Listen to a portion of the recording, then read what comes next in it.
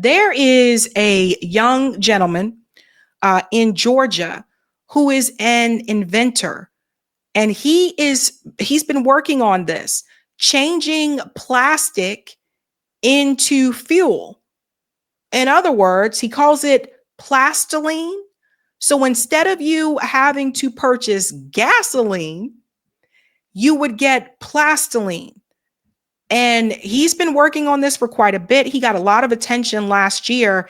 And now this young man is under attack. Somebody is watching him, according to him, that people are watching him. I kid you not. And so I think that capitalism, I think that big business would have a big problem with what he is doing, because that would mean a different story here for oil and gas and all of this stuff. But check it out. I want him to show you what he was doing, and then we'll get into the warning that he gave everybody recently. So I have 3 days to make 5 gallons of my Plastene gasoline alternative made from plastic waste. Why? Well, because I have a very exciting collaboration coming where we're gonna run a beautiful vintage car off of this fuel. There's a lot of work to do. Let's get started. Wait. Much better. Much safer. Let's make this fuel, baby, from plastic waste.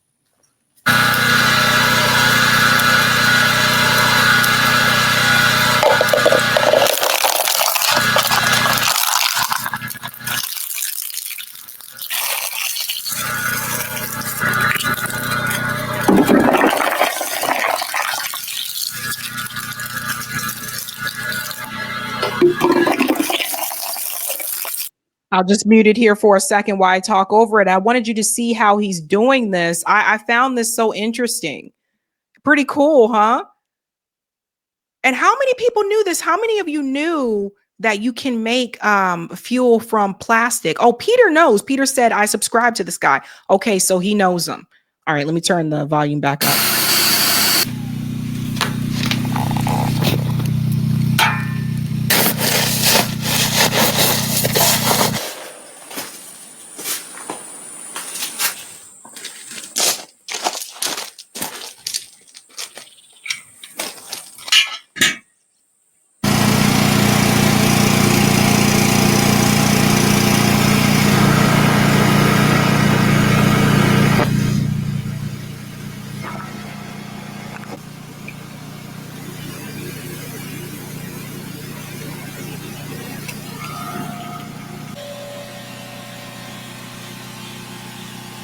Pretty cool, huh?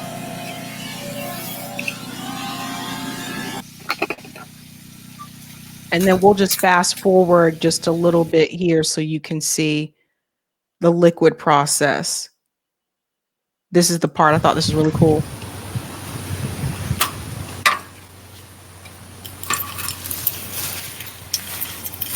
There's the fuel, guys.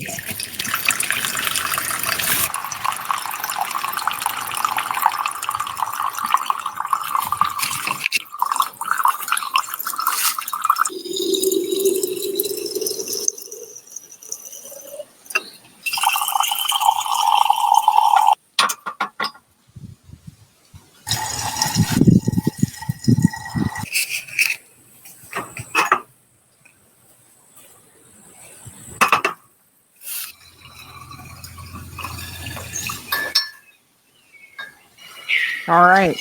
So you guys can see the gist of it there. And I just found out about this guy about a couple of days ago. I didn't know about him, but I found out about him because he made the video that alarmed people where he said they're watching him, they're following him. And so we'll get to that as well. But I just thought this was so cool. And for the science, for those of us that like to geek out with science, this is like phenomenal, right? So from plastic waste. Okay, and we got to pause it there because of the music. Now I want you to see it actually run in a car because I think that is important. So here is that demonstration. He tried this in Chicago. Check this out. All right. Good? Let's crank it up. Let's get it out of the way. All right. He calls it Plastene. All right, let's make our way to the front, everybody. Back how we were. Oh, yeah, watch out for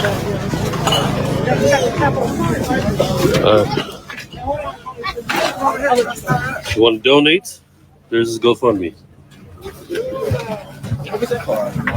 All right, I'll let you know. All right, everybody, make our way back to the front.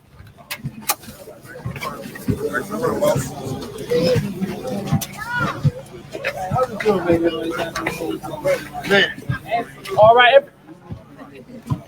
Everybody make it to the front. Make it to the front. Everybody that's filming. Hey, this is a live stream. He ran the diesel truck until it ran out of fuel. And this is a reminder to everybody here, everybody watching.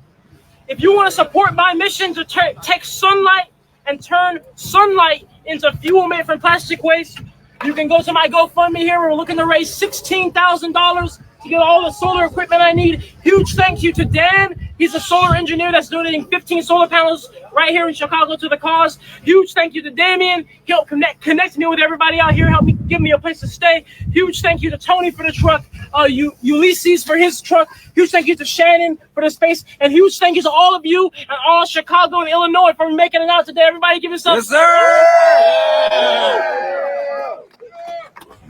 All right, is everybody ready? Yeah. And look, I gotta ask. Do you guys think it's gonna run? Yeah. All right. Yes, sir. All right, Tony, hit it.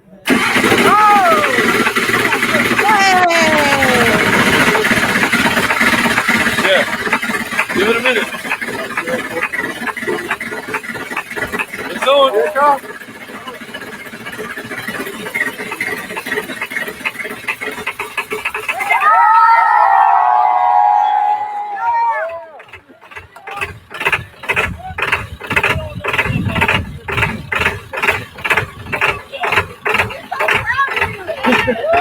Yeah. Yeah.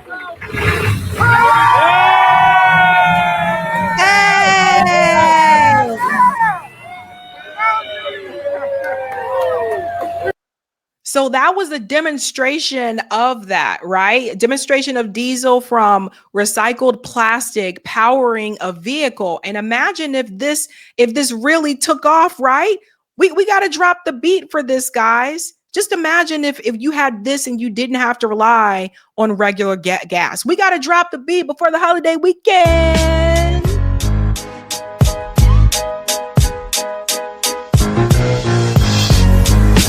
Dance with me.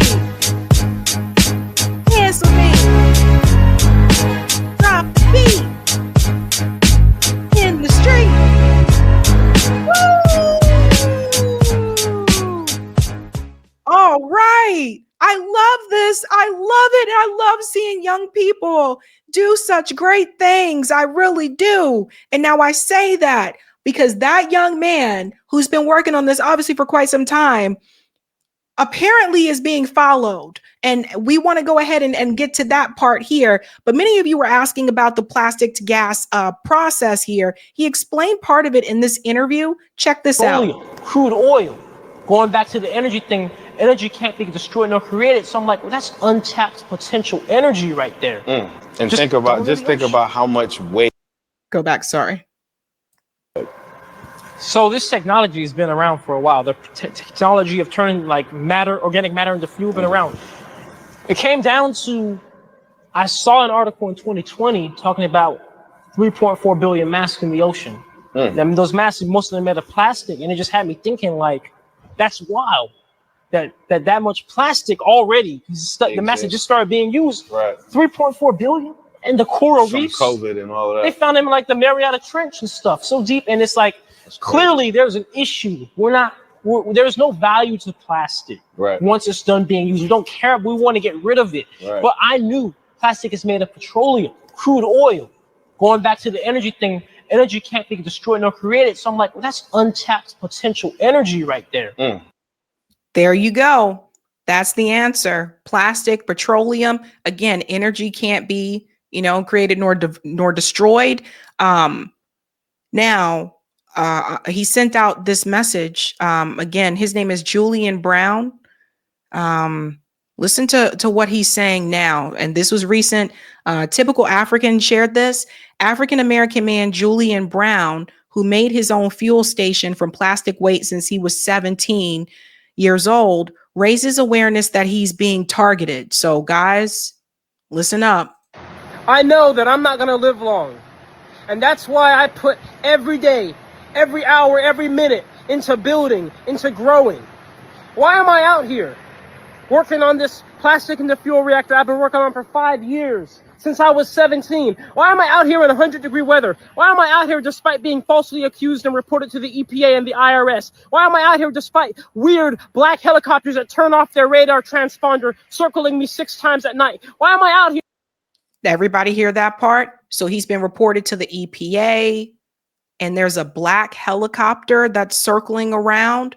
You see, the billionaire class, they don't want something like this to happen. You know why? And remember, I told you guys this before, that I really do believe that if medicine really wanted to have a cure for cancer, they would have it. I told you this, right? Right. Because like I said before, I just don't believe that all these years they've been doing all this research and they're like, no, we don't have no cure. But other countries have implemented other means to take care of that. So think about that for a second. We're talking about an industry that makes a lot of freaking money. We're talking about oil. We're talking about the gas. Like, that's an industry that makes a lot of money. Big part of the reason why the US wants to have an Israel in the Middle East, as Biden put it, is to protect those types of resources, right? The oil. There's a lot of oil that's around Iran, right? This is why they say, oh, Iran's our enemy. Right? Because they want that oil. You're talking about a complete game changer in the world, not just in the United States. If this became like huge and everyone's like, oh, well, we could just take plastic, recycle plastic and use that for fuel, what does that do to the oil industry? That means some of these big oil kings might lose some of their money, and they don't like that. And you guys know that there's some people right here in the United States that made a lot of money off of oil and still make a lot of money off of oil. They don't want to lose that at all. So they look at someone like Julian and they say, hold up, now you might be messing with our money. And this is why I always say, if you follow the money, you'll see where the problem is really coming from. The billionaire class is a problem.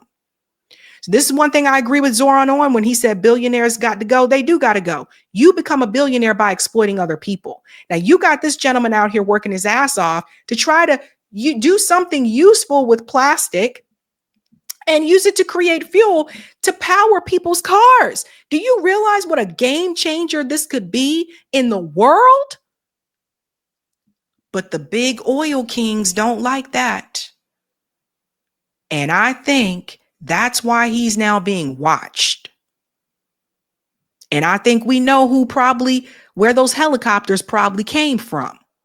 Why am I out here despite weird black helicopters that turn off their radar transponder circling me 6 times at night? Why am I out here sleeping in my van, crazy humidity, mosquitoes, gnats flying in, and yet I still do it? Why am I out here despite having to drive 4 hours every time I want to work on this machine? Because when I was doing it in my parents' backyard, I blew myself up and I had to go to the hospital for 2nd-degree burn surgery. I do this because this is my mission that I've assigned myself to. I do this because I do not fear death.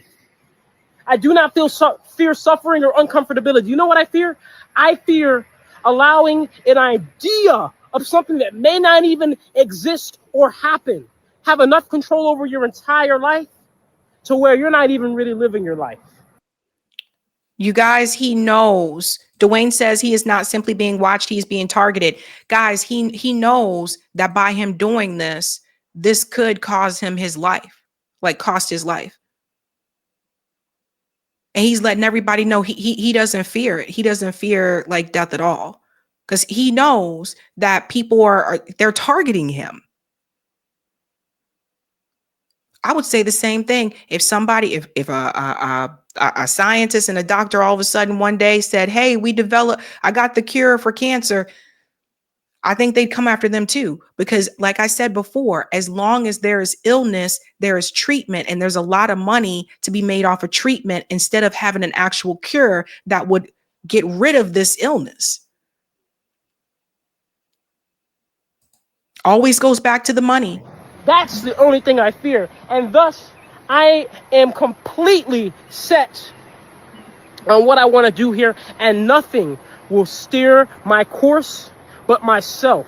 And I am not a quitter. And now that I've set my mind on this, because I wish to liberate humanity, I wish to liberate humanity from this cycle in which we're bound by waste, in this cycle in which we're bound by division, in this cycle in which we're bound by not knowing ourselves. I wish to free us all from all of this. And now that I'm set on that mission, I'm not giving up. And so it will happen, no matter what. Because you know what? To me, when I'm building something, I expect it to be hard. I expect it to be uncomfortable. I expect it to be difficult. You know why? Because that's the whole point. You have to suffer to grow. You have to feel uncomfortable to attribute value to what you do. So you may see this and you see a piece of metal with certain pieces of metal welded onto it, but I see it for what it really is. I see it because when I see this, I can go back in time to not just putting it together, but the motivation as to why I put it together, the hope, the purpose, the passion, all right here embodied. My soul is within this, just as yours is within anything you do and put your mind to as well.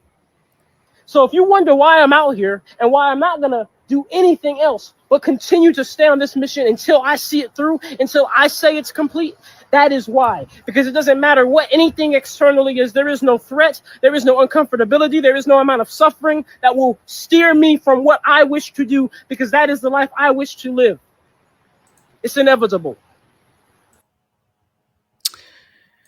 I will put the link in the chat. I know some of you were asking for the link to this, so I'll go ahead and put the link in the chat for that video. Again, his name is Julian, and we gotta cover these stories. Julian Brown.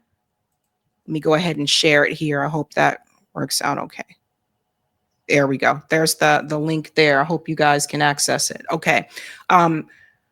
One thing about this show, I try my best to cover some things that I know are not going to be covered elsewhere. And this is one of those stories, because I think that, oftentimes we talk about the problem, but we don't get to the solution.